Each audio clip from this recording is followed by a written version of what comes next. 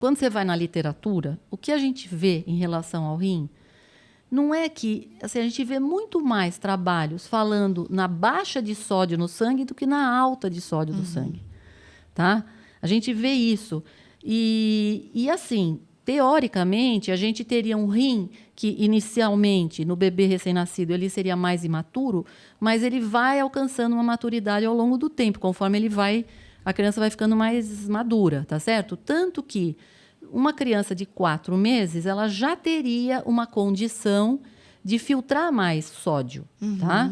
E a gente realmente vê na literatura muitos trabalhos falando da baixa de sódio e não da alta de sódio. E quando se fala na alta de sódio, não é porque a criança comeu um bacalhau, entendeu? O que se fala na alta de sódio, geralmente, é naquelas crianças que tiveram, por exemplo, uma desidratação, e isso levou a um aumento de sódio, porque vomitou demais, porque realmente ficou desidratada, e isso leva a um aumento de sódio no sangue. Então, as situações em que a gente vê que existe esse aumento de sódio no sangue, geralmente são essas situações em que a criança está doente, entendeu? E não porque ela comeu sal e aí ficou com um monte de sal no sangue. Não. Outra coisa que é importante, gente, é o seguinte, é que a gente está falando aqui numa introdução alimentar a partir de 6 meses de idade. E a gente sabe que o rim da criança com 6 meses já é um rim mais maduro. E o rim de 1 ano de idade, ele é um rim igual do adulto. Ele filtra tanto quanto o adulto. Ou seja, nós estamos falando de um rim que tem uma capacidade de absorver uma certa quantidade, de filtrar uma certa quantidade de sódio, sim. Que possa ser um pouquinho maior em relação ao leite materno. Certo? Certo. Se a gente tivesse, mais uma vez, se a Vânia estivesse falando de uma introdução alimentar abaixo de 4 meses de idade, a preocupação realmente existiria. Um rim imaturo.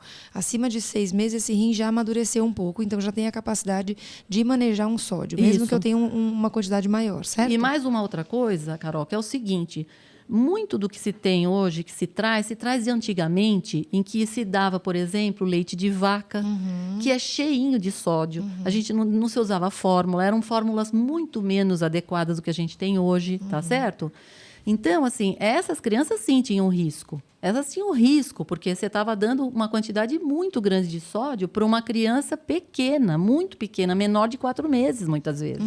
Crianças que nem eram amamentadas. E não só sódio, né, Ivani? Proteína. Então, a lesão renal que era induzida pelo leite de vaca, não necessariamente tinha uma relação direta com o sódio. Então, assim, é isso. É uma composição inadequada de um alimento que é a base da alimentação do bebê, que é o leite. Então, na hora que eu dou um leite inadequado em toda a composição, vai ter impacto e vai ter impacto renal também. Exatamente. Diante disso, a literatura não consegue dizer que o consumo excessivo de sódio leva a um dano renal de fato, tá? Então, isso são hipóteses, não justificaria a não inclusão de sal de maneira adequada por lesão renal específica, certo? A partir do momento de introdução alimentar com 6 meses.